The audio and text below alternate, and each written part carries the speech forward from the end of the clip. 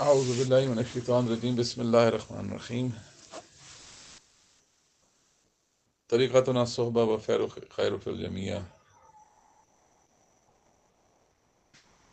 مدد یا سیدی یا سلطان یا سیدی یا اللہ مدد یا اللہ مدد یا رسول اللہ مدد یا صحابہ کرام انبیاء اللہ یا رجال اللہ مدد یا مرشد سیدی دستور اللہ رب رب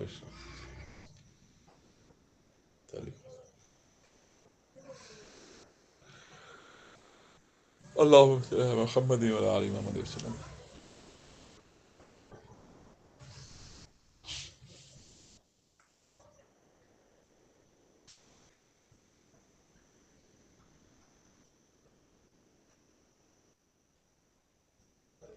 اللہ تبارک و تعالیٰ نے قرآن مجید میں ہمارے لیے ہدایت کے جہاں جہاں سرچشمے رکھے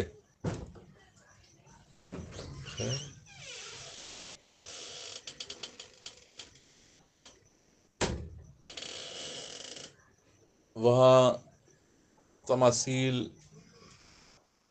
یا مختلف تاریخی کرداروں کی کہانیوں کے حوالے سے قصوں کے حوالے سے ہماری تربیت کا بھی اہتمام فرمایا. اور ظاہر ہے جب کوئی کردار ہمارے سامنے رکھا جاتا ہے تو وہ ایک عملی نمونے کے طور پر پیش کیا جا رہا ہوتا ہے، چاہے اس کا مدعا جو ہے وہ مقام عبرت ہو یا اس کا مدعا کسی اچھی نیکی کی طرف یا نیک کردار کی طرف نیک عمل کی طرف ترغیب و تحریک دینا مقصود ہو. اللہ نے قصص کے حوالوں سے انسان کی تعلیم و تربیت اور اس کی تحریک کا بندوبست قرآن میں بارہا جگہوں پر فرما دیا. بے بہا جگہوں پر اللہ تبارک و تعالیٰ نے انبیاء کرام علیہ السلام کے قصص بیان فرمائے، بعض جگہوں پر اولیاء کے قصص بیان فرمائے، ان کی توقیر بلند فرمائی، ان کی تعظیم اور ان کی محبوبیت اور اللہ سے قرب کے معاملات کو بیان فرمایا. اصحاب کہف کا معاملہ ہے، حضرت آصف بن بلخیہ رحمۃ اللہ علیہ کا معاملہ ہے، جو حضرت سلیمان کے دربار میں جن سے سبقت لے کر پلک جھپکنے میں ملکہ سبا کا تخت پیش کرنے کے معاملے میں معروف ہیں. اور پھر سیدنا خضر علیہ السلام کا معاملہ کہ جو حضرت موسیٰ علیہ السلام کو ملے اور پھر وہ جو انہوں نے پورا واقعات ہیں ان کی ظاہر ان میں اولیاء کی عظمت اور ان کے مخصوص مقام اور قرب الہی کے حوالوں سے اللہ تبارک و تعالیٰ نے یہ قصص ہمارے سامنے بیان فرمائے. اور پھر ایسے کردار بھی تاریخی کردار بھی ہمارے سامنے رکھے گئے کہ جن سے ہمیں عبرت دلانا مقصود تھا اللہ تبارک و تعالیٰ کو، جس میں نمرود ہے، فرعون ہے، حضرت نوح علیہ السلام کا بیٹا ہے، اور حابیل قابیل کے معاملات سامنے رکھے گئے. اور چھوٹے چھوٹے واقعات ہیں لیکن وہ اتنے گہرے معنی لیے ہوئے ہمارے اذہان پر منکشف ہوتے ہیں کہ ہمارے کردار میں بغیر سوچے سمجھے یا لاشعوری طور پر منتقل ہونے کا سبب بنتے ہیں. ایک چھوٹا سا واقعہ بیان کر دیا کہ دونوں بھائی لڑ گئے تھے اور حابیل قابیل جو کین اینڈ ایبل یہ کہتے ہیں، تو جو قابیل نے حابیل کو قتل کر دیا اور پھر اس کے بعد وہ کوے کا واقعہ ہے کہ دیکھا کہ اب پریشان تو ہو گیا کہ بھائی میرے ہاتھوں قتل ہو گیا اور اس کو پھینک کے چلا گیا تھا آگے، اور جب دیکھا کہ ایک کوا جو ہے وہ ایک مردہ کوے کو مٹی کھود کے دفنا رہا تھا، تو اللہ نے لکھا کہ قابیل کو یہ احساس ہوا کہ دیکھو میں کتنا انسان ہو کے بھی اس سے کمتر حرکت کر کے آیا ہوں کہ میں اپنے بھائی کو مارا بھی اور اس کو پھر دفنائے بغیر چھوڑ کے آ گیا، تو یہ کوا مجھ سے بہتر ہے. تو احساس یہ بتایا جا رہا ہے کہ کہ گناہ گار ہے، ظاہر ہے ایک انسانیت کا قتل کیا، اپنے بھائی کا قتل کیا، اس سے بڑا کبھی فعل کیا ہے، لیکن اس کے دل میں جو اچھائی کا بیان ہے وہ سامنے رکھا گیا اس مثال کے طور پہ، کہ اس نے بھی ایک کوے سے انسپریشن لی. تو اللہ تبارک و تعالیٰ کے ہاں تو کئی دفعہ بہت سی چیزیں چھوٹی چھوٹی بھی جو ہیں وہ اخلاص کے معاملات کے حوالے سے قبول ہو جاتی. تو اور پھر یہ بھی اللہ فرماتا ہے کہ تمہارا کتنا بھی عمل ہے، صبح سے لے کے شام تک تم کام کرو، جہاد کرو، حضور کی ناز اٹھاؤ، حضور کی خدمتیں کرو، اور اسلام کی خدمتیں کرو، نمازیں پڑھو، تہجد کرو، حج کرو، زکوٰۃ کرو، عمرے کرو، صدقے دو. اور پھر فرماتا ہے کہ جہاں گستاخی ہوگی مرشد کی شان میں یا رسول کی شان میں، وہاں سارے اعمال غارت ہو گئے. ان بدبختیوں کے بارے میں بھی اللہ نے واضح لکھا ہوا ہے. تو انسان کو تو قرآن کی جو تعلیمات ہیں اس کی روشنی میں تو ایک ہمہ وقت ایک جہاد مسلسل سے سابقہ پڑا ہوا ہے، کہ وہ جہاد جو ہے وہ اس کے نفس کے خلاف ہے، اور دوسرا شیطان کے خلاف ہے. پھر مال اور وہ اسی ضمن میں آ جاتے ہیں، دنیا بھی. لیکن اصل چیز دیکھیے کہ وہ مستقلاً ایک کوشش جو ہے اس کے ساتھ چپکی ہوئی ہے، کہ جہاں ایسا نہیں ہو سکتا کہ اس نے کوئی 4 لفظ پڑھ لیے تو اس کے بعد اس کے اوپر کبھی شیطان آئے گا نہیں، اس کے نفس کے معاملات حل ہو جائیں گے. اور اسی چیز کو تو اللہ کی بارگاہ میں قبول و مقبول فرمایا کہ انسان کبھی اپنی کسی ایک رکوع کی بدولت اپنی بارگاہ میں قبول مقبول فرما دیتا ہے، اور کئیوں کو ساری زندگی کی عبادات کے باوجود ایک ہلکی سی ناراضی یا گستاخی کے باعث ان کے تمام اعمال کو غارت کر دیتا ہے. یہ قرآن کا حقیقی بیان ہے. ہم پڑھیں تو ہمیں معلوم ہو جائے گا کہ حضور پاک صلی اللہ علیہ وسلم کے بارے میں اللہ نے کیا ارشاد فرمایا، کہ اور تم ان کو اپنا بزرگ بنایا کرو، اپنا منصف بنایا کرو، حضور پاک صلی اللہ علیہ وسلم کو اپنے معاملات ان کے سامنے لے کر جایا کرو. ظاہر ہے حضور پاک صلی اللہ علیہ وسلم کے حوالے سے جو یہ بات ہو رہی ہے تو صحابہ کرام اور رسول کا جو تعلق تھا وہ مرشد اور مرید کا تعلق ہے، کہ جو ہدایت کے منبع ہیں ہمارے درمیان، جو ہمیں ہدایت فراہم کرنے پر معمور ہیں، ہم سے کچھ طلب نہیں کرتے، دنیاوی معاملات اپنے لیے کچھ طلب نہیں کرتے، عطا کرنے کا جن کو شغف ہے، جو جن کو شوق ہے، جن کو اللہ نے معمور کر دیا، تو ان مرشد کے معاملات میں کوئی کسر نہیں چھوڑتے تھے صحابہ کرام. تو اللہ نے کیا پیغام دیا اس میں؟ یہی پیغام دیا کہ تم اپنے سارے معاملات میں جب تک کہ ان کو منصف یا ان کو مشاورت اولا کا مقام نہیں دو گے، یعنی سب سے پہلی مشاورت، اولا سے مراد صرف پہلی نہیں ہے، مقدم بھی ہے، کہ پہلی اور آخری ہونی چاہیے. ان سے مشورہ کر لیا تو بات ختم ہو گئی.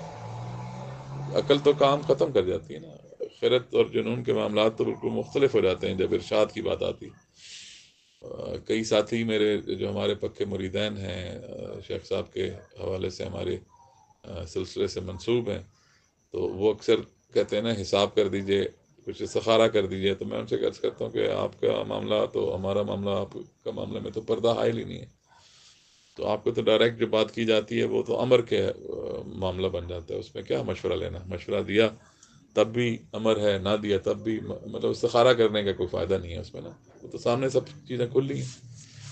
تو ایسا تو کچھ ہے نہیں. ہاں اگر کوئی ایسا کوئی معاملہ ہوتا تو ہم کر بھی دیتے، لیکن عمومی ایک بات یہی ہوتی ہے کہ مرشد اور مرید کے معاملات میں تو پردہ رہتا ہی نہیں ہے. کہ مرید بتائے یا نہ بتائے، مرشد تو ہے ہی وہ کہ جس کو معلوم ہونا چاہیے. تو اللہ تبارک تعالیٰ نے فرمایا کہ ان کو پہلے اپنے درمیان منصف بناؤ، اور پھر جب وہ تمہارے درمیان کوئی فیصلہ کر دیں تو اس کو دل میں رتی برابر بھی اس کے خلاف محسوس کیے بغیر اس کو مانو، تم پہ فرض ہے. ورنہ اللہ کیا فرماتا ہے کہ جہاں تم نے اپنی آواز کو ان کی آواز سے بلند کیا، ایک تو ظاہری آواز کی بات ہوگی نا، اور ایک آواز کیا ہوتی ہے، اصل آواز ہے کیا؟ وہ کہتے ہیں نا سب سے زیادہ شور جو ہوتا ہے وہ خاموشی کا شور ہوتا ہے. یہ بھی ایک میٹافور ہے نا، آپ ان چیزوں کو سمجھیں کہ سب سے زیادہ شور کیا ہوتا ہے؟ خاموشی کا شور ہوتا ہے. آپ خاموشی کا شور کب ہوتا ہے؟ جب آپ بظاہر تو خاموش ہوں، چپ ہوں، لیکن آپ کے اندر آگ کا بھانبڑ بل رہا ہو، نار جل رہی ہو، تکبر کی یا بدلے کی یا کینہ کی یا بغض کی. کیا بظاہر تو آپ خوف کے مارے یا کسی بھی وجہ سے آپ خاموش ہو گئے، لیکن آپ کا اندر جو ہے وہ اس کی مطابقت میں نہیں آ رہا. یعنی ہمارے بعض ایسے ممالک ہیں کہ جہاں اسلام بطور نظام جو ہے وہ نافذ کیا جاتا ہے، اور وہاں اتنی سختی ہے کہ بظاہر تو انسان نماز پڑھ لے گا ڈنڈے کے زور پہ، لیکن دل اس کا نہیں مان رہا ہوگا کہ یار ٹھیک ہے سلام پھیرا، اس کے بعد گھر چلے گئے اور سر سے ٹوپی بھی اٹھا کے غصے میں نیچے پھینک دی. بیوی سے بھی کہا یار کیا مصیبت ہے، یہ سر پہ چڑھے رہتے ہیں ہر وقت، کبھی ڈنڈے کے زور پہ بھی نماز ہوتی ہے. وہ پورا فلسفہ سنا دیں گے، تقریر کر دیں گے. تو اس کا مطلب کیا ہوا کہ ڈنڈے کے زور پہ بظاہر تو وہ خاموش ہیں، حکومت کے خلاف کوئی بات نہیں کر سکتے. پھر اسلام نافذ ہوا ہے تو کرنا ہے، زکوٰۃ بھی دینی ہے، نماز بھی پڑھنی ہے، دیگر کوئی معاملات اوٹ پٹانگ حرکت بھی نہیں کرنی، نہ شراب کا معاملہ ہے، نہ کسی بدکاری کا معاملہ ہے. جہاں کہیں ہو جائے تو پھر سزا بھی بڑی سخت ہے. تو دل سے اگر ہم نہ مان رہے ہوں تو پھر یہ شور ہوا نا. اس فلسفے کو بھی سمجھنا ہے. ہم یہ سمجھتے ہیں کہ حضور پاک صلی اللہ علیہ وسلم تو اب موجود نہیں ہیں، تو ہم ان کی آواز سے اونچی آواز کرنے کے جو مسئلے سے بالکل بری الذمہ ہے. ایسا نہیں ہے کہ حضور پاک صلی اللہ علیہ وسلم کا پیغام، ان کی رسالت تو ختم نہیں ہوئی نا. آپ ختم تو نہیں ہوئے نا، آپ بھی تو خاتم النبی ضرور ہیں، نبی یعنی نبوت ختم ہو جائے گی، لیکن اس کا مطلب یہ تو نہیں کہ آپ موجود ہی نہیں ہیں. آپ موجود تو ہیں، تو کہاں موجود ہیں؟ یہ بھی ایک بہت بڑا سوال ہے. کدھر موجود ہے؟ سب سے زیادہ کون سی ایسی ہستی ہے کہ جو ان کو اپنے قریب رکھنا چاہے گی؟ ٹھیک ہے، اللہ کہاں رہتا ہے؟ مومن کے ٹوٹے ہوئے میں دل میں رہتا ہے، یا مومن کے دل میں رہتا ہے. بات ہی مومن کا تو دل ویسے ہی ٹوٹا ہوتا ہے، ہر وقت تھوڑیاں پڑ رہی ہوتی ہیں، نہیں ہوتا توڑا جاتا ہے شکریہ ادا کرنے کے لیے. دیکھیں نا، ایک اکثر ہم کبھی کبھی سختی کرتے ہیں استاد ہونے کے ناطے سے، تو میں بچوں سے کہتا ہوں ٹھیک ہے کوئی ایسی بات نہیں، آپس میں ہو جاتی ہیں چیزیں، لیکن آپ نوٹ کریں نا کہ یہ بھی چیز ہوتی ہے، یہ مقرب کرنے کے لیے ہوتا ہے کہ انسان اتنا سخت دل ہو جائے یا اس کا بے پرواہ ہو جائے، بے نیاز ہو جائے. یہ تو اللہ کی شان ہے نا، کہ نہیں؟ یاد نہیں آ رہا آپ کو؟ میں آج قصص کے حوالے سے آپ کو ایک اوور آل سمری دے رہا ہوں نا، کہ ہم نے قرآن کے معاملات جو ہم پڑھتے ہیں اس کو سمرائز کرنا ہے ہم نے، کہ یار ہم سے اللہ تبارک تعالیٰ کیا چاہتا ہے. ہمیں یہ جو قصہ سناتے ہیں، قصے سناتے ہیں، کبھی انبیاء کے، کبھی اولیاء کے، کبھی قابیل کے، حابیل کے، کبھی نوح کی اولاد کے، ہاں، کبھی لوط علیہ السلام کا معاملہ بتا دیا کہ ان کی قوم کیسی تھی، کہ ان کی اولاد اور ان کی بیوی ان کے ساتھ نکلی. کبھی حضرت مریم کا واقعہ بتا دیا، کبھی حضرت ابراہیم اور اسماعیل کا واقعہ بیان کر دیا. یہ ہمارے لیے کیا ہے؟ تحریک و وہ ہمارے لیے ایک تعلیم اور تربیت اور تحریک ہے نا، کہ ہم انسپائر ہوں، ہم پکڑیں ان چیزوں سے، اپنے کردار کے اندر اس چیز کو منکشف کریں. تو اب یاد آیا آپ کو کہ حضرت ایوب جن کا صبر جو تھا وہ بڑا مشہور تھا. تو وہ قصہ آپ کے سامنے اکثر بیان کر چکا ہوں کہ مطلب وہ جس حد تک وہ گئے، ان کے اوپر سختیاں آئیں، پورا جسم جو تھا وہ زخموں سے بھر گیا، اس میں پیپ پڑ گئی، اس میں کیڑے پڑ گئے، میگٹس پڑ جائیں آپ کو، آپ سوچ سکتے ہیں پوری باڈی میں میگٹس پڑ رہے ہوں، کہ کیا انہوں نے علاج نہیں کیا ہوگا؟ کیا ہوگا نا. لیکن وہ پھر اس قدر صبر کے اندر آ گئے تھے کہ نہیں، مجھے نہیں کرنا ہے علاج، بس راضی برضا ہوں. اب اس چیز کو بڑا غور سے سمجھیں. یہ تصوف اور کی تعلیم ہے نا. یہ عام تو حکم نہیں ہوا کہ بھئی تمہارے جسم میں کیڑے پڑ جائیں تو علاج مت کرانا. عام حکم تو یہی ہے کہ آپ کو بیمار ہو تو علاج کرائیں. لیکن یہ تصوف کی باتیں ہیں نا. تصوف کے اندر جو ہم پڑھتے ہیں وہ شریعت ہے، اور پھر اس کے بعد طریقت ہے. تو طریقت کی بنیاد یہیں سے شروع ہوتی ہے کہ آپ باوجود اس کے کہ حکم نہیں ہے، لیکن آپ تقوی اور احسان اختیار کریں. تقوی کیا ہے؟ کہ کھانا جائز ہے، لیکن زیادہ کھانا جائز تو نہیں ہے نا. تو میں کم کھاؤں، کم سے بھی کم کھاؤں. اور یاد رکھیں کہ روزے سے نسبت ہے تقوی کو. تو اس کا مطلب کیا ہوا کہ اتنا کم کھاؤ کہ کھاؤ ہی نہ، صبح سے لے کے شام تک نہ کھاؤ. لعلکم تتقون، یا الذین کیا فرمایا گیا؟ یا الذین آمنوا کتب علیکم الصیام. اور کس کہ تم پہ جو ہے یہ کہ فرض کر دیا کہ لعلکم تتقون، تاکہ تم تقوی اختیار کرو. تقوی کیا ہے؟ پرہیزگاری، یعنی حلال چیزوں سے بھی پیچھے ہٹنا. اس چیز کو سمجھ رہے ہیں؟ تو جب ایک تصوف میں ایک شخص داخل ہوتا ہے، کوئی بھی شخص، خاتون ہے یا مرد ہے، جب وہ داخل ہوتا ہے تو اس کو معلوم ہوتا ہے کہ میں نے یہ باطنی علوم کے اوپر مہارت اور ریاضت حاصل کرنی ہے. اس کا مطلب کیا ہوا کہ باطنی علوم دوسروں کو تو نظر نہیں آئیں گے نا. یہ تو آپ کے اپنے لیے. آپ اس چیز کی شو تو نہیں مار سکتے کہ مجھے آج رات کو اللہ نظر آیا. اگلا کہے گا پاگل ہے. اللہ نظر آئے تو آپ نے اپنے آپ سے بات کرنی. ٹھیک ہے، اللہ سے کیا گفتگو ہوئی، اللہ نے کیا دیا، آپ نے کیا لیا، کیا مانگا آپ نے؟ بھیڑ مانگ لی، بھیڑ کے دانت مانگ لیے، کیا مانگ لیے؟ اون مانگ لی، 100 روپیہ مانگ لیا، کیا ہوا؟ تو دیکھنا تو یہ نا کہ ہمارے اندر کی اوقات کیا ہے، اس کے اوقات کے مطابق اللہ تبارک و تعالیٰ ہم سے رابطہ بھی کرتا ہے.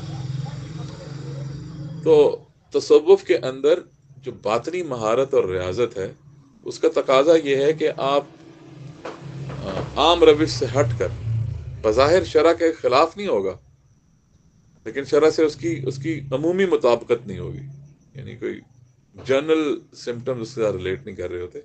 اٹس اندر مائل، یعنی نیکسٹ، کیا کہتے ہیں ہم آج کل، کیا کہتے ہیں، نیکسٹ لیول. ٹھیک ہے نا، آج کل یہ ٹرم کافی عام ہے نا کہ یہ نیکسٹ لیول کی چیز ہے. تو نیکسٹ لیول کا مطلب کیا ہوا کہ یہاں تک تو پورا ہے، اس سے آگے کی چیز ہے. ایسا نہیں ہے کہ پیچھے کی شریعت ختم کر دی جاتی، شریعت تو اس میں پوری ہو رہی ہے. کہ اب وہ انہوں نے اٹھا کے کیڑے اپنے زخموں پہ رکھنا شروع کر دیے، صبر اس قدر ہو گیا، تعفن چھوٹنا شروع ہو گیا باڈی میں. پھر ساری مطلب قصہ مختصر آپ کو پتہ ہے کہ 100 شادیاں تھیں تو 99 چھوڑ کے چلے گئی، ایک رہ گئی. پھر پورے گاؤں نے آپ کو دیس نکالا دے دیا کہ بدبو اتنی آتی تھی کہ ادھر جا کے کھانا چھوڑ کے آتے تھے. پھر کھانا بھی اتنا نہیں چھوڑ کے آنا، وہ اتنی زیادہ شدید ہو گیا تعفن کے، پھر کوئی کھانا دینے میں نہیں جاتا تھا کہ یار ہمیں الٹیاں آتی. تو بھوک سے برا حال ہوگا دونوں میاں بیوی کا. پھر آپ دیکھیں کہ کیسے اللہ تبارک تعالیٰ نے وہ پورا واقعہ اتنے خوبصورت انداز میں بیان کیا کہ اللہ فرماتا ہے کہ یہی تو میں چاہ رہا تھا ایوب، کہ تیرا صبر جو تھا وہ شرک کے لیول میں پہنچ گیا تھا، کہ تو اتنا بے نیاز ہو گیا تھا کہ تو مجھ سے دعا نہیں مانگ رہا تھا. تو آپ مجھے بتائیں کہ جب اتنا پیارا رسول کہ جو صبر جس کا اللہ بیان فرما رہا ہے، اور ایک ٹائم آتا ہے کہ اللہ تبارک تعالیٰ کہتا ہے تیرا صبر بھی اب مجھے نہیں چاہیے. یہ کیا بات کر دی تو نے کہ تو صبر پہ تم اتنے اکڑ ہے؟ میں صبر کو اپنا وہ بنا لیا، خاصا بنا لیا. تو دیکھیں نا، اللہ اور مرشد، اصل تو مرشد اللہ ہی ہے نا، ہدایت تو اللہ ہی نہیں دینی ہے. مرشد کا کیا کام ہے؟ جو انسان کی شکل میں مرشد ہمارے آپ کے درمیان بیٹھا ہوا ہے، اس کی کوئی اپنی اوقات تو نہیں ہے نا، اس کو عطائی اوقات ہے. اللہ نے کہا کہ بھائی اطیعوا اللہ واطیعوا الرسول واولی الامر منکم. یہ منکم کو تھوڑا سا ذہن میں رکھیے گا، یاد رکھیے گا. میں اگر بھولوں تو آپ یاد دلائیے گا، آپ نے منکم کا تذکرہ کرنا. تو اسی طریقے پر جب کئی دفعہ ایسا ہوتا ہے کہ ایک سلار بیٹا یہ کر دو، آپ نے کر دیا، محمود بیٹا یہ کر دو، آپ نے کر دیا. تو کھاتے میں کیا لکھا جا رہا ہے؟ بھائی جو کہا جاتا ہے وہ کر دیتے. اچھی بات ہے نا، اس میں جو کہتے ہیں ہم تو مان لیتے ہیں. لیکن جو کہنے والا ہوتا ہے وہ، اس کا معیار کچھ اور ہوگا کہ بھائی ایک دفعہ کہا ہے تو سارے دن یاد رکھیں. یہ معیار ہے نا کہ اگر ایک آپ کے ساتھ جس کا تعلق ہے، آپ کی ٹیم کے ساتھ معاملہ ہے، کوئی استاد ہے، شاگرد ہے، والد ہے، یا آپ کا ٹیم لیڈر ہے، ٹیم میٹ ہے، اس کے ساتھ تو روزانہ کا رابطہ ہوگا نا. یہ تو نہیں کہ ہم یہ کہیں گے کہ آج اٹینڈنس لگا لی، اب کل یاد کرائے گا پی ایم تو مجھے اٹینڈنس یاد آئے گی. اب ایک دفعہ آپ کو یاد کرا دی، بس اب روزانہ کی ڈیوٹی آپ نے خود یاد رکھنی. آپ کو پتہ ہے کہ ایک دفعہ اٹھا دیا بیٹا رستے میں رستہ صاف رکھا کریں. میرا آپ کی اکثر یہی ہوتی ہے نا بحث کہ رستہ صاف رکھا کریں. کیوں رستہ صاف کیا کریں؟ وجہ کیا ہے؟ وجہ میری نظر میں یہ، آپ لوگ خود بھی وجہ سمجھ لیں. میری نظر میں یہ کہ وجہ رستے کا احترام بہت لازم ہے. یہ رستہ تو ہدایت ہے. اگر میں اس رستے کا جس پہ میں جا رہا ہوں اور اس پہ کوئی اور آ سکے گا، وہ رستہ تو آپ کرتے ہی کرتے صاف ہیں عمومی طور پہ. بہت ہی بدبختی ہوگی کہ جب ہم اپنا رستہ بھی صاف نہ کریں، کہ جس رستے سے ہم روز گزرتے ہیں وہ بھی اگر صاف نہ ہو، جہاں خود روز لیٹتے ہیں، تو کیا کہتے ہیں بزرگ کہ بھائی جان کتے سے سیکھ لو یار، کتا بھی دم مار کے بیٹھتا ہے، کہتے ہیں نا. لیکن ہم کیا کہہ رہے ہوتے ہیں کہ نہیں، ایسا رستہ کہ جہاں آپ سمجھ لو کہ یار یہاں سے بھی کوئی اور گزرے گا. ایک مین رستہ ہے نا، چھلکے اٹھا کے آپ نے سڑک پہ یا فٹ پاتھ پہ نہیں پھینکنے بھائی. یہ تو نہیں ہو سکتا کہ آپ اپنے رستے پہ چھلکے نہ پھینکے دوسرے سائڈ کے فٹ پاتھ پہ پھینک دیں کہ بھائی میں ادھر تو نہیں جا رہا. آپ نے رستے کی، چاہے وہ آپ کا رستہ ہے، چاہے وہ ایک شارع ہے جس پہ عام آمد و رفت ممکن ہے. تو لوگ تو اس قدر اولیاء کے بارے میں تو آپ نے سنا ہوا نا کہ وہ چونٹیوں کو بھی صفائی جھاڑو لگاتے جاتے تھے کہ پاؤں میں کہ چونٹیاں نہ آ جائیں میرے. رستے کی تقدیس ہے. اب ایک دفعہ کہہ دیا رستے کا خیال کرو تو زندگی بھر خیال کرنا ہے. جب ایک دفعہ بتا دیا کہ بھی پانی بیٹھ کے 3 گھونٹ میں پینا ہے، ورنہ انگلی مار کے نکال دو. غلطی سے پی لیا تو کبھی انگلی مارو نا. کتنے لوگ مجھے گارنٹی دیتے ہیں کہ ہاں جی واقعی ہم نے کھڑا ہو کے غلطی سے پی لیا تھا، آج انگلی ماری ہے. اصل تو یہ اصول تو یہی ہے نا، طریقت تو یہاں سے سیکھی جاتی ہے. ہم نے ایک دفعہ کہہ دیا، اب ہم آپ کے سر پہ تو نہیں کھڑے ہوں گے. آپ کو پتا بتا دیا کہ بھئی یہ زہریلی چیز ہے.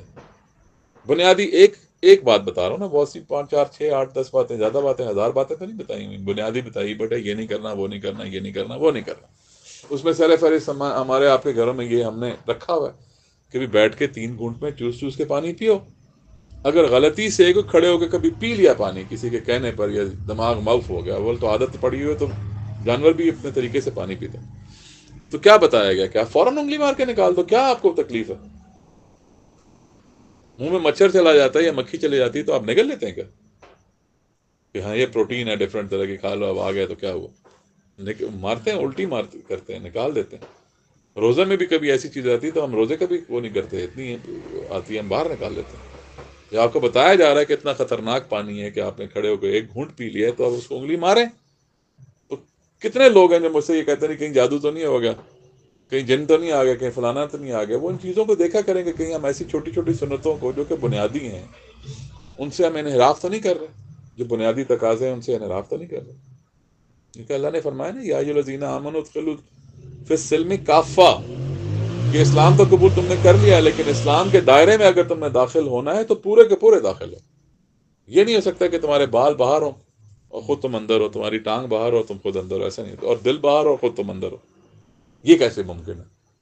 جب یہ ممکن نہیں ہے کہ بال آپ کے باہر ہوں اور آپ اندر ہوں، تو یہ کیسے ممکن ہے کہ آپ کا دل باہر اور آپ اندر ہو؟ ٹھیک ہے، اگر دل باہر گھوم رہا ہے تو کیا ہوتا ہے؟ ہم کیا کہتے ہیں جی، بچوں کو کیا کہتے ہیں کہ دل اگر تم شام کے بعد باہر نظر آئے تمہاری ٹانگیں توڑ دیں گے. ایسے ہی ہوتا ہے نا، پولیس والے بھی ڈراتے ہیں ابھی شام کے بعد تم حالات خراب ہے، شام کے بعد تم اگر کسی کے ساتھ نظر آئے شام کے بعد تو تمہاری ایسی تیسی تمہیں اندر کر دیا جائے گا. تو جب مرشد کو یہ پتہ چلے کہ اس کا دل جو ہے وہ کہیں باہر گھوم رہا ہے. کیوں سر؟ سمجھ آ رہی ہے گل؟ بات سمجھ میں آ رہی ہے؟ تو وہ کیا کرے گا؟ وہ کہے گا اچھی بات ہے، دل اس کے ساتھ نہیں ہے. ٹھیک ہے نا، دل باہر گھوم رہا ہے، باہر پکڑ کے مار دے گا اس کو، توڑے گا، غرق کرے گا. پھر کیا ہوگا؟ جب دل ٹوٹے گا تو کیا ہوگا؟ واپس آئے گا، اللہ اس میں آ جائے گا نا. تو جب بھائی کسی روڈ پہ چلنے والے یا کسی دشمن کے بارے میں آپ کو کہتا ہوں کہ دشمن اگر آپ کا دل توڑتا ہے تو میں آپ سے کیا بتاتا ہوں کیا کرنا چاہیے؟ اس کو گالی دینی چاہیے، اس کو بدوائیں دینی چاہیے، کیا کرنا چاہیے؟ اس کو شکریہ ادا کرنا چاہیے، اس کو دل میں بھی دل سے تشکر ادا کرنا چاہیے. مشکل کام ہے، میرے لیے بھی بڑا مشکل ہے، بزرگوں کے لیے بڑا مشکل ہے، لیکن ایک دفعہ لت پڑ جائے آپ کو تو بڑا مزہ آتا ہے. اللہ ماشاء اللہ، ظاہر ہے کچھ ایسی ہستیاں ہوتی ہیں کہ جن کے بہت منفی اثرات آپ کی زندگی پر پڑتے ہیں. تو حضور پاک صلی اللہ علیہ وسلم نے بھی ابی لہب کے بارے میں جو بدعا دی، ابو جہل کو اور ابو لہب کو بدعائیں دی، اللہ نے بھی کہا تبت یدا ابی لہب، اس کے ہاتھ ٹوٹے ابی لہب کے. اللہ نے بھی مطلب کہیں ایسی جگہ پہ نہیں کہا، لیکن اتنا تنگ کیا سرکار کو کہ اللہ نے بھی پھر بدعا دی نا. حالانکہ اللہ خود دینے والا ہے، اس نے بھی وہ بدوائیا لہجہ اختیار کیا کہ مسلمانوں کے لیے عام ہو رہے جب بھی وہ پڑھیں قرآن تو ان کو اس بدعا میں ثواب ملے. کچھ ایک آدھی ایسی ہستیاں ہوتی ہیں جیسے میں نے آپ سے کہا، لیکن ظاہر ہے وہ انسان اس پہ کنٹرول نہیں کر سکتا. لیکن عمومی طور پہ میں نے آپ سے عرض کی کہ عمومی طور پہ آپ کا دشمن بھی آپ کا دل توڑتا ہے، دشمن ہی توڑتے ہیں تو آپ اس کا شکریہ ادا کرتے ہیں. آپ کسی گھر والے نے توڑ دیا تو اس کے ساتھ کیوں ناراض ہو جاتا ہے؟ یہ بڑی غور طلب بات ہے کہ میں آپ سے عرض کر رہا ہوں کہ کوئی آپ کا دشمن ہے جس نے آپ کا دل توڑ دیا، اس کو آپ نے معاف کر دینا. تو گھر میں آئے، بیوی نے دل توڑ دیا، ہم نے کہا ایسی کی تیسی، ہم نے اس کے دان توڑ دیے، اس کے بال کھین دیے، اس کے بٹن، اس نے بیوی کا دل ٹوٹا تھا، اس نے میاں کے بٹن توڑ دیے، سر کھول دیا.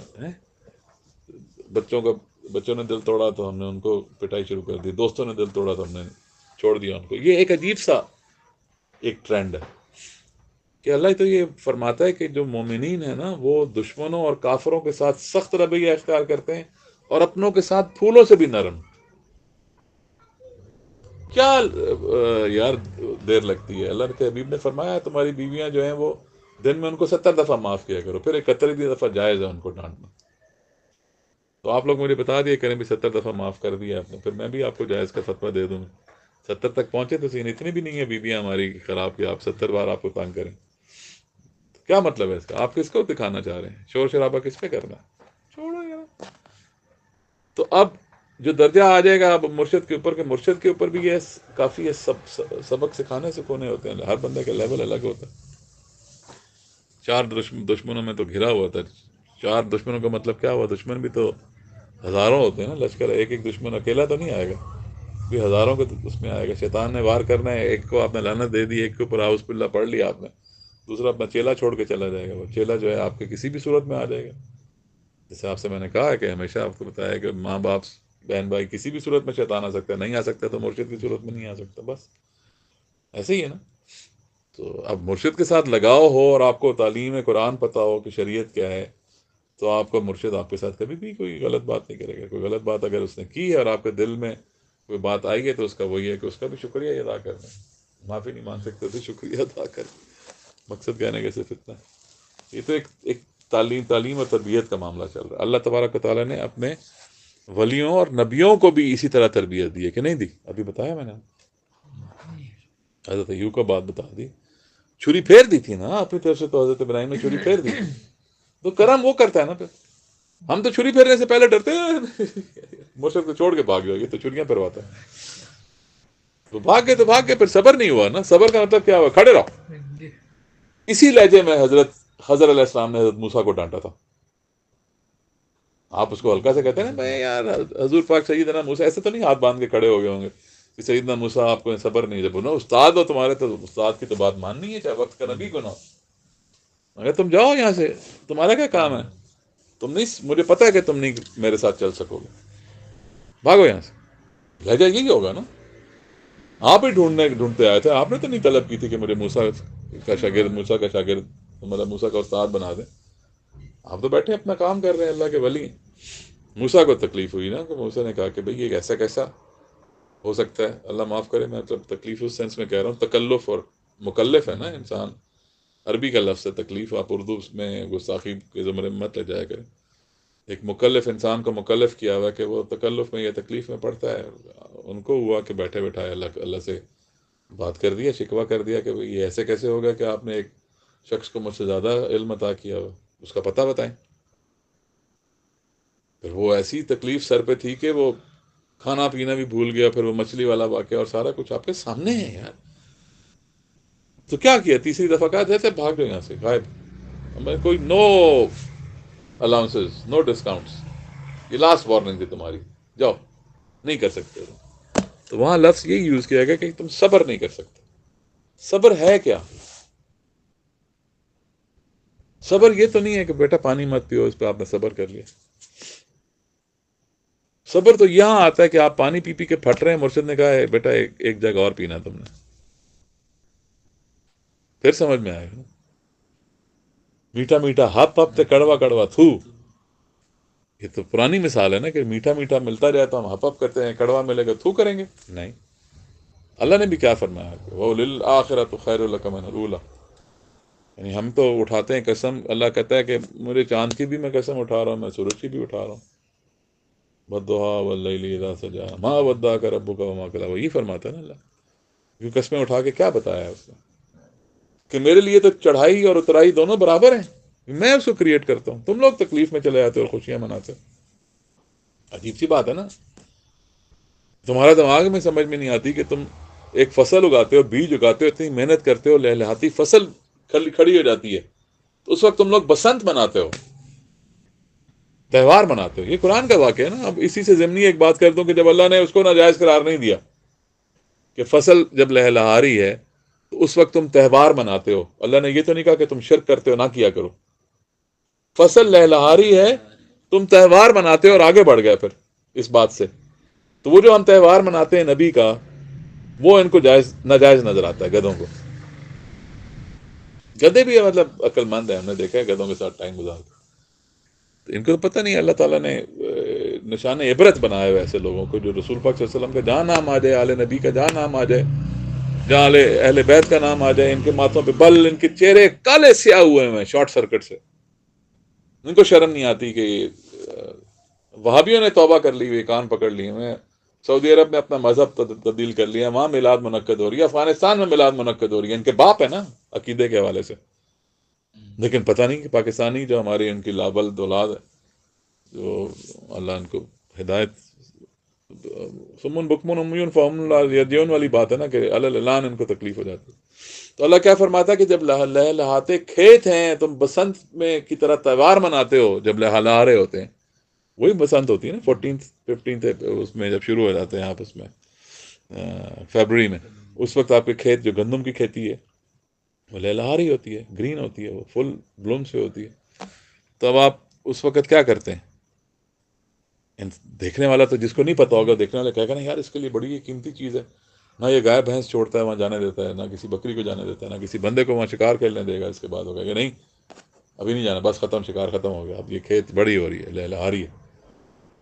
ٹھیک ہے, اس کے بعد جب کم اپریل اینڈ مئی تو اللہ کہتا ہے دیکھو ان کو, دیکھو جس چیز کو اتنا انہوں نے خیال کیا اب اس کو کاٹ کے چورا چورا کر رہے ہیں. ایک ڈاکاٹمی ہوگی نا, ایک تضاد آ گیا آپ کے کام میں, لیکن کیا یہ تضاد ہے؟ دس از اے پروسیس, ہے کہ نہیں ہے؟ تو اس وقت گندم نہ کہے کہ یار یہ دیکھو انسان ہے, یہ کیا ہے, پاگل ہیں. اتنے شوق سے مجھے انہوں نے بویا, پالا, پانی لگایا, کھاد ڈالی, لوگوں سے مجھے بچایا. اب جب میں پک کے تیار ہو گئی ہوں اور میں آئندہ نسل پیدا, ظاہر ہے اس بیج نے تو یہ نہیں نا فیصلہ کرنا, خوشی سے فیصلہ تو نہیں کرے گا کہ یہ مجھے کھا جائے, چورا بنا کے آٹے کی طرح ذلیل کر کے کھائے. کس طرح ہم کرتے ہیں اس کو؟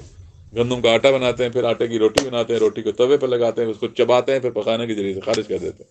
تو گندم بیچاری ذلیل نہیں ہو رہی ہوتی, اس کو وہ خوشی سے تو نہیں کہے گی نا کہ مجھے یہ کھائے. تو اس کا تو ایک دوسرے بیج کی طرح اس کے اندر بھی ایک فطرت اللہ نے پیدا کر دی کہ وہ بیج چاہتا ہے کہ وہ ریپروڈیوس ہو. تو moment it is ready for reproduction, آپ لوگوں کو پتہ نہیں کہ آپ تھریشر لگاتے ہیں, سب کچھ کاٹ کے بھوسا چوسا چورا مورا بنا دیتے.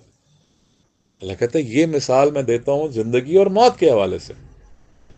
ٹھیک ہے, پہنچے کہاں جانا چاہ رہا ہوں میں, کدھر جانا چاہ رہا ہوں جب میں نے زندگی بات کر لی موت کی. ہمارا تصوف ہی کی شریعت سے آگے کی بات ہم کریں, نیکسٹ لیول طریقت کی بات کریں. طریقت میں موت کون سی ہوتی ہے جو آئے گی؟ ہم کیا کہتے ہیں طریقت میں کیا ہے موت کا؟ پہلی موت کب اختیار کرنی ہوتی؟ موتو قبل الموت, مرنے سے پہلے مرو. کہتے ہیں مر بھی, ہمارے بزرگ ہمیں پنجابی میں کہتے تھے نا مر بھی, تو ہمیں برا بڑا لگتا تھا کہ یار مائیں باپ کب کہتے ہیں. وہ کہنے کا مقصد یہ ہوتا ہے کہ تمہارا نفس اس قدر کھڑا ہوا ہے بیچ میں, تم مار ہی نہیں رہے نفس کو. تو اگر اس نفس کو موت نصیب ہو رہی ہے, چاہے کسی کے بھی ہاتھوں ہو رہی ہے, تو ہم نے شکریہ ادا کرنا ہے نا اس کا. یہ تو اللہ تعالیٰ کا پروسیس ہے کہ نہیں ہے؟ پوری بات بتا دی آپ کو کہ آپ اس وقت میٹھا میٹھا چل رہا ہے, پھر نہ کاٹو نا. پھر اگر اللہ آپ سے کہہ دے بھی کاٹنا جو ہے نا, آج سے پابندی لگ گئی, فصل نہیں کاٹنے میں, آپ نے کہا کیوں؟ آپ نے کہا بھائی آپ اتنی محبت کر رہے ہو, میں تو تمہاری محبت کی پاسداری کرنا چاہ رہا ہوں. اسی طرح ہم نے نفس کو بڑا پروان کیا, چلایا. تو مرشد بھی یہی کر رہا ہوتا ہے حرکتیں. چل بھائی ٹھیک ہے, اس کا نفس خوش ہو رہا ہے نا, پہلے تو ہاتھ چومتے ہیں تو اگلا پھر ہاتھ آپ کا چومنا شروع کرتا ہے نا. پہلے تو یہ ہمارا نقش بندی اسٹائل میں ہے کہ ہم مرید کا ہاتھ چومتے ہیں, اگلا کہتے ہیں یار چلو اتنا بڑا پیر ہے جو یہ ہمارا ہاتھ چوم رہا ہے, تو 1 2 ہفتے کے بعد 3 ہفتے کے بعد وہ آپ کا ہاتھ چومنا شروع ہو جاتا ہے مرشد کا. پھر 1 2 مہینے تک وہ ایک دوسرے کا ہاتھ چوم رہے ہوتے ہیں. وہ پہلے چومواتا ہے مرید کہ شیخ میرا ہاتھ چومے گا تو پھر میں چوموں گا, پھر ایک ادھر ادھر اس کی آنکھ جاتی ہے. تربیت ہے نا, ایسا ایسا کوئی دیکھ تو نہیں رہا کہ میرا باپ نہ دیکھ لے کہ فلانے کے ہاتھ چوم رہا ہے, وہ کہے گا نہیں میں تو بعد میں چوم رہا نا, پہلے تو اس نے میرے ہاتھ چومے تھے تو میں نے جواباً چوما تھا, اس کو یہ جواب دے رہا ہوتا ہے. آہستہ آہستہ یہ تربیت ہوتی ہے. سارے کمینے ہیں اسی طرح چلتے ہیں, اللہ ماشاء اللہ سب کو چھوڑ کے نہیں, ایک ہاتھ چھوڑ کے سب ہم یہی کرتے ہیں. اس کے بعد ایک ٹائم آتا ہے کہ جس وقت آپ مرشد کا ہاتھ چومتے ہو, ٹھیک ہے, اور مرشد آپ کا ہاتھ نہیں چومتا. اب آپ کو کیا لگا, یہ تنزلی ہے یا یہ اوپر کی پرواز ہے؟ آپ کے دل میں یہ آ رہا کہ یہ میرا ہاتھ چومے, یہ نفس تھا نا, اس نے پہچان لیا. انہوں نے کہا تیری تربیت ہوگی, تجھے تکریم کرنی آنی ہے, تجھے تکریم کرنا سکھانا ہے نا, میرے تو تکریم کرنا نہ سکھا. ہم نے تو تجھے ایک پھندا ڈالا تھا مچھلی کے لیے جیسے پھنساتے ہیں, آ نہ ذرا اس رستے پہ. اوکھیاں پینڈا, کیا کہتے ہیں اوکھی پینڈا, پینڈا کی کہتے ہیں پینڈے کے عشق کے جو رستے ہوتے ہیں اوکھے ہوتے ہیں, کہنا یہ ہوتا ہے. کہ رستے جو عشق کے رستے ہوتے ہیں ذرا مشکل ہوتے ہیں. مشکل اسی وجہ سے ہوتے ہیں کہ آپ کو سمجھ میں نہیں آتی. سمجھ میں اس لیے نہیں آ رہی ہوتی کہ آپ اور ہم نفس کو ساتھ لے کے چل رہے ہوتے ہیں.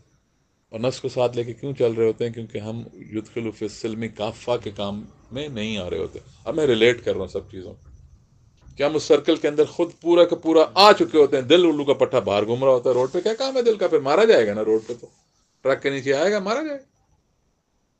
جب وہ مارا جاتا ہے پھر ہم اندر سے روتے ہیں, بہن کرتے ہیں, اندر کھڑے ہو گئے, ہائے ہمارا دل بےچارا ٹوٹ گیا. ٹوٹا تو اچھا ہوا, تم تو چل رہے ہو نا. موت نصیب ہوگی تو مر گئے, موتو قبل الموت, مرنے سے پہلے مر گئے, نصیب ہوگی, بہت اچھی بات ہے. تو یہ خوش قسمت ہوتے ہیں کہ جن کے ساتھ اللہ تبارک و تعالیٰ نے ایسے معاملات رکھے ہوئے ہوتے ہیں کہ جیسے میں نے پچھلی نشست میں بھی آپ کو ایک صحابی کا واقعہ بتایا تھا کہ صحابیہ جو تھیں وہ اپنے میاں سے طلاق لینے کا فیصلہ کر لیتی ہیں. پھر وہ فرماتے ہیں کیوں؟ اگر تمہیں کچھ ہوا ہی نہیں آج تک, میں نے اتنا عرصہ ہو گیا, نہ تمہیں چھینک آئی ہے نہ زکام ہوا ہے. تو سرکار نے تو فرمایا تو مومن کو تو سختی آتی ہے. تو ان سب چیزوں کو ذہن میں رکھتے ہوئے زندگی گزارنی ہے. آسائش میں رہنا یہ انسان کی فطرت ہی نہیں ہے کہ مستقل آسائش میں رہے. پیٹ پہ پتھر باندھنا شوق سے پتھر باندھا تھا, مجبوری میں نہیں سرکار نے باندھا تھا. ہمیں تو ایسے رلا رلا کے مرثیے جیسے سنا رہے ہوتے ہیں لوگ نا, اس طرح سنائی جاتی ہیں حدیث کہ جیسے سرکار بھوک پیاس سے تھے, بدحال ہوتے تھے, اور صحابی جو تھے پتہ نہیں کس چکر میں تھے, نعوذ باللہ, ان کو ہوش نہیں ہوتا تھا کہ رسول پاک صلی اللہ علیہ وسلم 6 دن 7 دن بھوکے. اٹ واز جنرل کلچر نا. شاولن ٹیمپل میں آپ جائیں نا, چائنیز اس میں مارشل آرٹس میں, وہ کیا کر رہے ہوتے ہیں سارے لوگ؟ کروڑوں روپے خرچ کر کے اپنے بچوں کو بھوکا پیاسا رہنے کی تربیت دیتے ہیں. پھر وہ 6 فٹ 7 فٹ ہوا میں اڑ رہے ہوتے ہیں. پھر وہ چمچے آنکھوں سے ٹیڑھے کر رہے ہوتے ہیں. مائیں ان کی روتی ہیں ہماری ماؤں کی طرح, ہائے میرا بچہ آج بھوکا سویا ہوگا, وہ 4 دن اس کو روٹی نہیں ملے گی. کیوں؟ ہماری ماؤں کے تو آنسو فوراً نکل آتے ہیں. اور ہم ماماز بوائز, ہم لوگ سارے ہیں فوراً جناب نرم طبیعت کے بندے, فوراً چھوڑ کے بھاگ جاتے ہیں, پچھلے دروازہ کھولتے ہیں, شاولن ٹیمپل ہو گیا, یہ گیا. یہ نہیں ہے تربیتیں. آپ کو آج کی میں مثال دے رہا ہوں. شاولن ٹیمپلز والے جو مارشل آرٹسٹ ہیں وہ دنیا کے تیز ترین روحانیت کے علم بردار ہیں, سپر پاورز. ہمارے پیروں فقیروں کی تو آپ کو نظر نہیں آتی نا. اگر کر بھی دی کوئی چھوٹی موٹی, ہمارے جیسے کسی پیر صاحب کے چیلے نے بھی کوئی بات کر دی اور وہ پوری ہوگی تو کہتے تکا لگ گیا. ہم تو نہ شکر ہے نا, تو فوراً کہتے تکا لگ گیا. وہ اللہ نے ان کو طاقتیں دی ہیں بھائی, وہ اسی لیے طاقتیں دی ہیں کہ وہ اپنے اوپر جبر کرتے ہیں, صبر کرتے ہیں, وہ جبر کرتے ہیں, وہ ریاضت کرتے ہیں, وہ دوسروں کی خدمت میں ٹائم لگاتے ہیں. اللہ تعالیٰ نے ان کو سینے کھول دیتا ہے, ان کی نظریں کھول دیتا ہے, پردے ختم کر دیتا ہے. ان کی زبان کے اندر اللہ تبارک و تعالیٰ کنیت رکھ دیتا ہے. کن نیت کا مطلب کیا ہے؟ کن فیکون. اس حوالے سے میں کوئی نہیں کرتا. تکونی بات ہے کہ وہ منہ سے ان کے جو نکلتا ہے وہ پورا ہو جاتا ہے. کوئی بات کر رہے ہوتے ہیں تو پوری سمجھ میں آ جاتی ہے. پرسوں کوئی بات ہم نے کی, باہر نکلتے میں نے کہا لکڑیاں تیز کر لو بھائی. ایک دنیا کے علوم ہے, گھر والوں نے کہا پتہ نہیں کیا کہہ رہے ہیں, لکڑیاں گیس ٹھیک ٹھاک آ رہی ہے. میں کہ لکڑی شکڑیاں نکال لو, چولہے تیز کر لو لکڑیوں والے, سردیاں آ رہی ہیں ظاہر ہے. وہ ہم اپنا کام کر رہے تھے, وہ گھر والی ہماری آگے کہنے لگی, وہ آپ کو کیسے پتہ چلا؟ میں نے کہا کیوں؟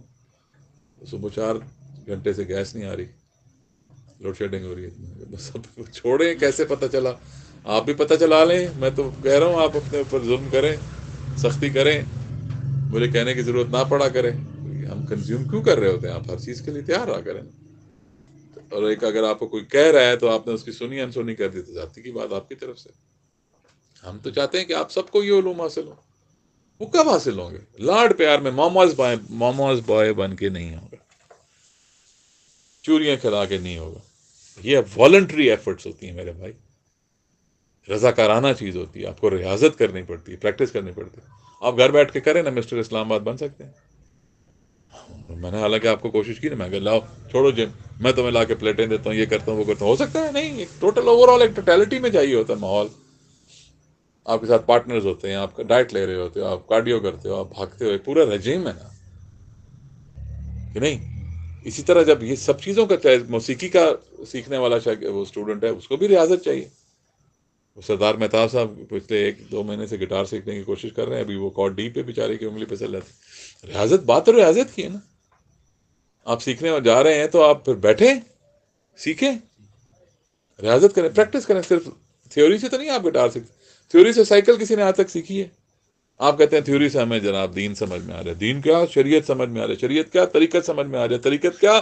آپ کہتے ہیں تھیوری سے معرفت سمجھ میں آ رہا ہے. تھیوری سے حقیقت سمجھ آ رہا ہے. ہم نے تو چھوٹی سی بات کی تھی، وہ کسی ایک لیکچر میں گئے تھے. بات لمبی ہو رہی ہے، ہونی بھی چاہیے، جب ضرورت پڑتی ہے تو مولانا خود ہی کھولتے ہیں.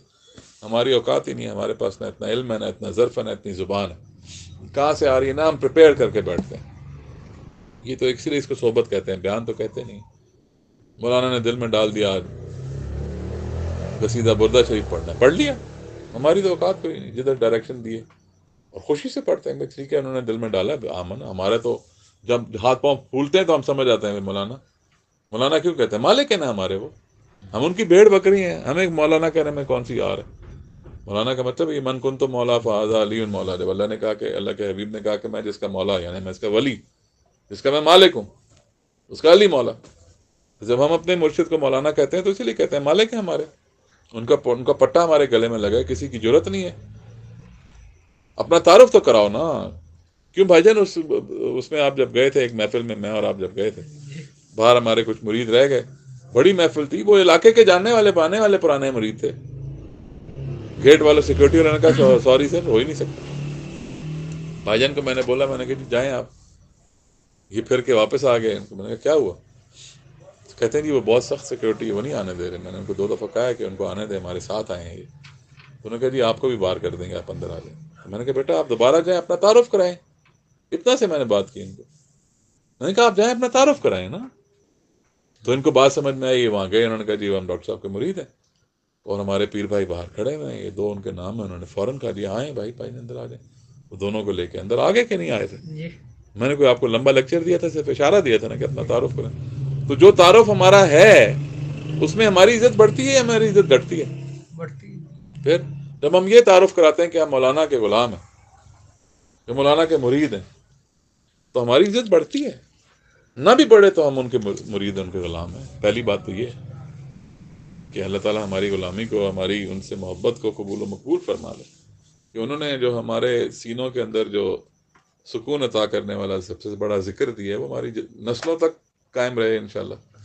تو اتنا بڑا احسان ہے کہ ہم وہ نہیں چکا سکتے. باقی چیزیں تو دیکھیں نا، اشارے اور روحانی تربیت اور تعلیم، اور اس قدر دن بھر معاملات کے اندر بزی رہنے کے باوجود ان پہ ہم ایک ایک فرد کے اوپر روحانی نظر رکھنا ہی بڑی بات ہوتی ہے. تو کوشش یہ کیا کریں کہ اپنے مرشد، اپنے اساتذہ کے معاملات میں اور اپنے گھر والوں کے معاملات میں اگر کبھی کوئی سختی ہوتی ہے تو سختی کو دیکھیں کہ میں نے تو نہیں کہیں کھڑے ہو کے پانی پی لیا. یہ تو نہیں ہوتا کہ کھڑے ہو کے پانی میں پیوں اور انگلی مارے استاد اپنے گلے میں. یہ تو کام نہیں ہوتا. کہ ہوتا ہے کہ ہمارے تو کئی ساتھی کہتے ہیں نا، وہ ہمارے پشتون صاحب جیسے آئے ہوئے تھے، کہنے لگے جی ڈاکٹر صاحب شروع میں آئے نا، اب میں کیا بولوں، امجد بھائی تھے، کہتے ہیں کہ آپ کو ہم تب مانیں گے جب تمہارا دعا قبول ہوئے گا نا. بولو حکم کرو یار، بس ہمارا دعا کرو ہمارا بچہ ہو جائے. میں نے کہا ٹھیک ہے، دعا بھی کرتے ہیں، دعا بھی کرتے ہیں. وہ 5-6 مہینے 7 مہینے ہم لگے رہے، دعا بھی کر رہے ہیں، دعا بھی کر رہے ہیں. بولو کوئی خوشخبری آئی کہ اب اتنا ہمارا اللہ کا شکر ہے تجربہ ہے کہ اللہ تعالیٰ لاج پردہ رکھ لیتا ہے. دوسرے تیسرے مہینے کوئی نہ کوئی خوشخبری آ جاتی ہے. 100% ریزلٹس ہیں انفرٹیلٹی کے. 7 مہینے گزر گئے تو مجھے کہنے لگے، میں نے کہا بھائی کوئی خوشخبری؟ کہنے لگا نہیں کوئی خوشخبری، ویسے ہی بس دعا کرو. ایسی میرے دماغ میں ہے. میں نے کہا تم ایک اور شادی کر لو. مجھے کہتا ہے کہ میری تو ایک بھی شادی نہیں ہوئی، تو میں دوسری کدھر کو. میں نے کہا اللہ ہو گیا کام. میں کہ پھر کیسے ہوگا تمہارے آگے نسل کیسے بڑھے؟ وہ اللہ کرے گا نا. میں کہ اللہ نے یہی سارا کام چھوڑ کے، یہی تمہارا سارا کام اللہ میں یہ کرتا رہے گا. بھئی آپ کو اللہ تعالیٰ نے دنیا میں پیدا کیا ہے، کام خلیفہ بنا کے بھیجا ہے، تو آپ کم از کم گلے میں انگلی مارنے والا کام بھی جو ہے وہ استاد پہ چھوڑ دیں کہ جی کھڑا ہو کے پانی میں نے پینا ہے، لیکن گلے میں میری جو انگلی ہے نا وہ استاد مارے. بلکہ ہم یہ چاہتے ہیں کہ گلے میں، اپنے گلے میں استاد انگلی مار لے. اتنا بڑی کرامت والا ولی ہونا چاہیے کہ وہ اپنے گلے میں انگلی مارے اور مرید کے گلے میں سے پانی نکل جائے. وہ فلک بھائی کہتے تھے نا کہ نہیں میں تو ایسا نہیں مانتا جی. مرشد کو تو دکھائے نا کچھ کر کے. اور کیا کر کے دکھائے کہ تمہیں انسان کا بچہ بنایا گا؟ اور کیا کر کے دکھائے؟ تم لوگوں کا بھی کام ہے نا کہ آگے بنو، آگے بڑھو، کچھ طریقے سے چلو. دل باہر پھر رہا ہے، اس کی پٹائی ہوتی ہے تو پھر تم اس کو تعارف بھی نہیں کراتے. کہیں جاتے ہو اپنا تعارف کراؤ. جو ہمارے خواتین بھی سن رہی ہیں وہ اپنا تعارف کرایا کریں، میں فلاں کے مریدہ ہوں، ہم فلاں سلسلے سے ہمارا، جہاں جا کے آپ تعارف کرائیں گے دیکھیں کیا نہیں ہوتا. کتنے کتنے ایسی جگہ واقعات ہیں، ایسی مشکل ترین جگہوں کے اوپر جہاں سیکورٹی آپ کو آگے الاؤ نہیں کرتی، وہاں ہم جا کے صرف اتنا کہہ دیتے ہیں کہ جی ہم فلانا بزرگ ہیں، ہمارے مولانا شیخ محمد ان کے ہم مرید ہیں، ترکی میں سائپرس میں ہوتے ہیں، تو ہمیں یہ کام ہے. وہ کہتے ہیں ہاں جی بسم اللہ، نام چلتا ہے بھائی، ایسے کیسے آپ آزمائیں گے؟ نہیں تو پھر کیسے ہوگا؟ آپ اپنا استادوں کا نام لے کے تو چلائیں تو صحیح نا، کہ ہم فلاں کے مرید ہیں، آگے چلیں. ہم جہاں جہاں آپ کو بولے آپ نے نام چلایا تو ہوا ہے. اب آپ بعد میں کہہ دیں کہ نہیں جی ہماری تدبیر سے ہوا تھا، یہ تو غلط بات ہے. وہ بھی سن رہے ہوں گے کچھ ساتھی ہمارے، انہوں نے فون کیا جی کہ میسج کیا جی کہ وہ پرمٹ نہیں مل رہا اور حاضری کا مدینہ شریف. ہم ادھر بیٹھے ہوئے ہیں، ہماری بھی کیا پتہ حاضری لگ گئی ہو. دل تو بڑا ہوتا ہے، دعا کریں ہماری بھی حاضری لگے. ہم نے کہا بس یہ ہمیں یاد رکھیں. دوسرا یہ کہ ہمارا سلام کہہ دیں وہاں. کس کو کہتے ہیں؟ ہم نے کہ جی بس آپ جو بھی آپ کو روک رہا ہے، آپ کو نہیں دے رہا پرمٹ، اس کو جا کے ہمارا بتائیں، تعارف کرائیں اپنا، بولیں تو صحیح جا کے. اس وقت انہوں نے بول دیا، بولا تو اس نے فوراً ایشو کر دیا. جب ایشو کر دیا تو انہوں نے کہا جی فلاں فلاں یہ وہ کرنا صاحب تھے، تو یہ تھے تو وہ تھے، تو ان کی تو بس میں کہا جی بس ایسے ہی ہوتا ہے. پھر اس وقت بھول جاتے ہیں آپ سارے. تعارف آپ کرا رہے ہیں اپنے کھڑے ہوئے پانی کا جو آپ نے پیا ہے. اب سمجھ گئے بات اس کو جو میں کہہ رہا ہوں، اور انگلی مار رہے ہیں آپ کے استاد جی نکالنے کے لیے، یعنی تکلیف کے لیے استاد جی استاد جی. اور جب میٹھا میٹھا کھانا ہو تو آپ نے پانی بھی آپ نے پیا ہے کھڑے ہو کے، زہر بھی آپ نے اثر اندر کروایا ہے. اور جب مرشد کہہ رہے ہیں انگلی مارو تو آپ نے اپنے گلے میں انگلی مارنی نہیں یار، وہ تکلیف آپ نے برداشت کرنی ہے تو آپ کا کام آئے گا. مقصد کہنے کا یہ ہے، آج کی صحبت کا لب لباب یہ ہے.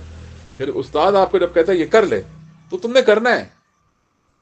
تمہیں تکلیف بھی اس میں نظر آ رہی ہے تو تکلیف سے ہی تو آگے بڑھو گے نا. لا یکلف اللہ نفسا الا وسعها. سارے دن آپ بیٹھ کے کہتے ہیں کون سے وظیفے کروں؟ میں کہتا ہوں گرین کارڈ والا وظیفہ کرو، پڑھ لو. وہی بیسک وظیفہ ہے، 10 منٹ سے بھی پہلے ختم نہیں ہو جاتا. چھوٹا سا وظیفہ ہے، وہ شروع وہیں سے ہوتا، انہی آیات سے شروع ہوتا کہ نہیں. تو جب ان آیات کو ہم روزانہ پڑھ رہے ہیں، کم از کم 1-2 مرتبہ پڑھ رہے ہیں، تو ہمیں معلوم ہونا چاہیے نا کہ اللہ کیا فرما رہا ہے. کہ میں تو تکلیف تمہیں دیتا ہی اس وجہ سے ہوں کہ تاکہ تمہاری وسعت ہو، تمہاری کیپیسٹی بلڈنگ ہو. ہمیں مولوی نے بتایا ہے کہ ہر نفس کو جو ہے وہ تکلیف اللہ دیتا ہے، اس کی کیپیسٹی سے بڑھ کے نہیں دیتا. وہ یہ ملا بتا رہا ہوتا ہے نا. تو آدمی سمجھتا ہے یار یہ نہیں، وہ اس کے منہ سے نکلتا ہے یار یہ میری کیپیسٹی نہیں ہے، میں مرنے والا ہوں. بیکاز وہ خود فیل کر رہا ہوتا ہے کہ یہ میری کیپیسٹی نہیں ہے، اور دس از گڈ نیوز. اب یہ ترجمہ آپ کو صوفیوں والا زیادہ پسند آئے گا کہ نہیں آئے گا؟ زیادہ ریلیٹیبل ہے کہ نہیں ہے؟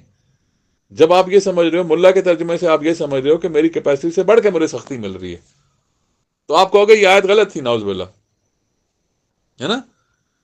کہ اللہ نے فرمایا کہ میں کسی کی کیپیسٹی سے، کسی کی وسعت سے بڑھ کر، کسی کی طاقت سے بڑھ کر اس پہ سختی نہیں کرتا ہوں. پہلے تو یہ سمجھ میں آ رہا ہے کہ بھائی اللہ میں سختی کرتے ہیں. پہلے تو یہ بات سمجھ میں آنا شروع ہوتی ہے نا کہ اللہ میں سختی کرتے ہیں. وہ یار یہ اچھا بھی اللہ میں ہے میرے پہ سختی کر رہا ہے.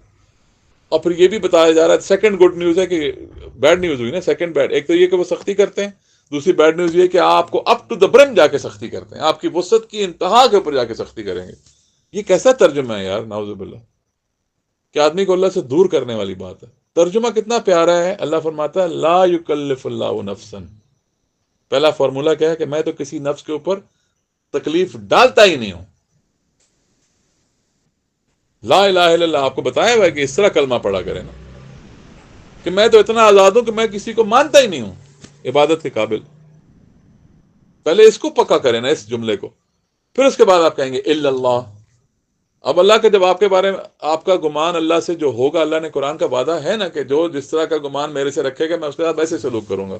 تو آپ کا گمان یہ چل رہا ہے مولا کے ترجمے سے کہ وہ آپ کو کہہ رہا ہے کہ اللہ تو تکلیف ڈالتا ہے بیٹا جی، اور تکلیف بھی ڈالتا ہے تمہاری وسعت کی انتہا کے اوپر. تمہاری جتنی کیپیسٹی، جتنی اوقات ہے نا، اس کی اینڈ پہ جا کے تمہیں تکلیف پہ لے کے جائے گا.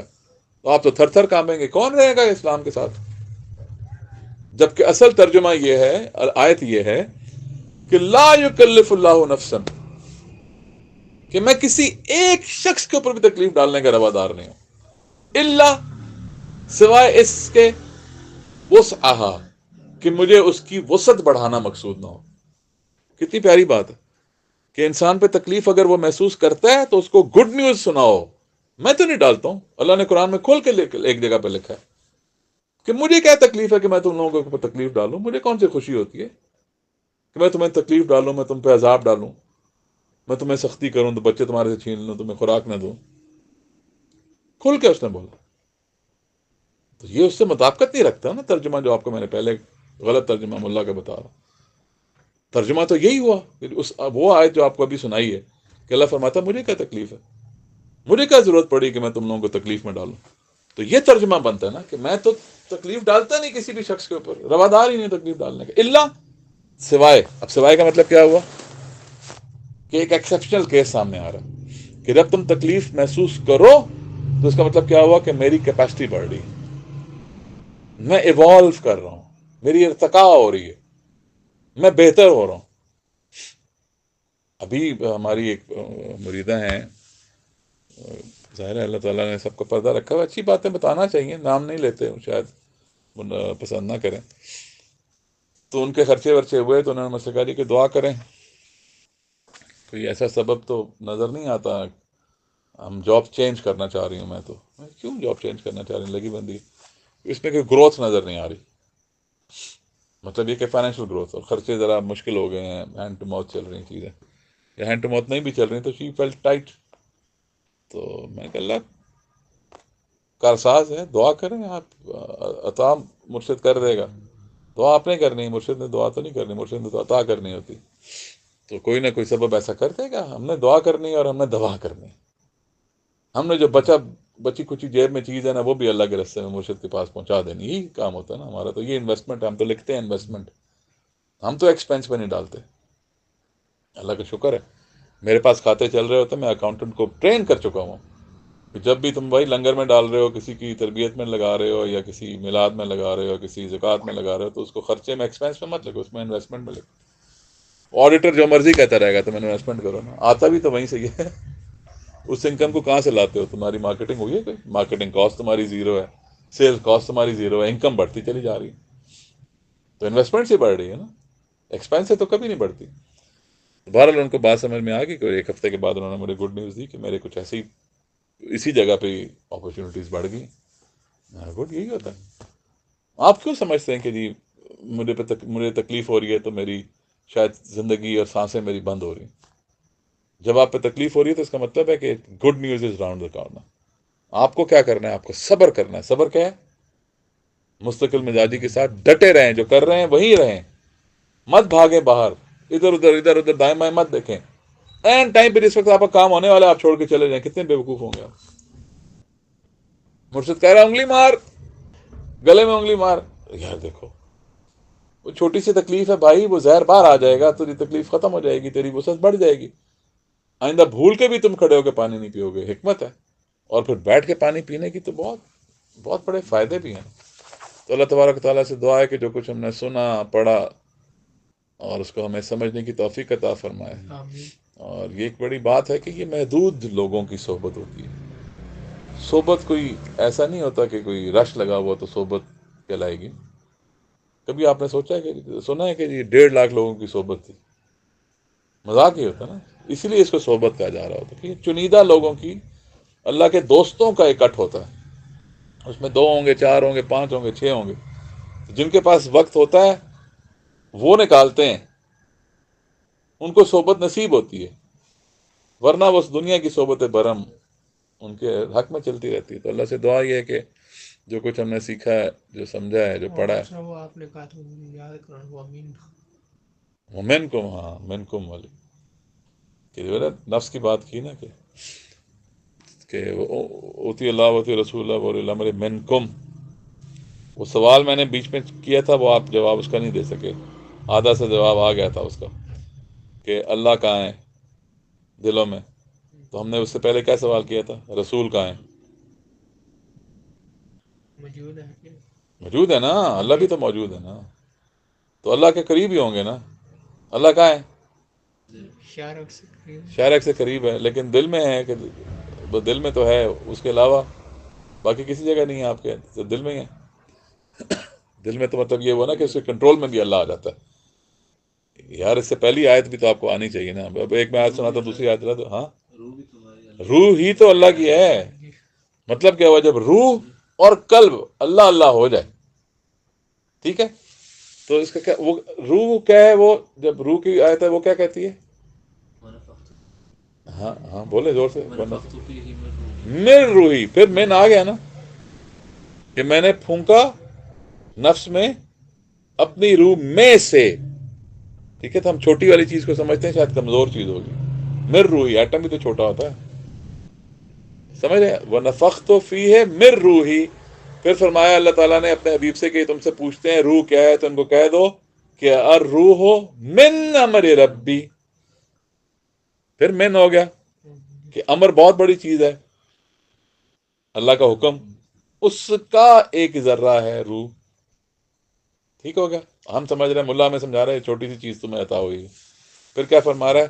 اطیعوا اللہ واطیعوا الرسول واولی الامر منکم، منکم کا کیا مطلب ہے؟ تمہارے میں سے، تمہارے اندر جو روح ہے جو آپ کے اندر پھونکی گئی، وہ کیا فرما رہا ہے؟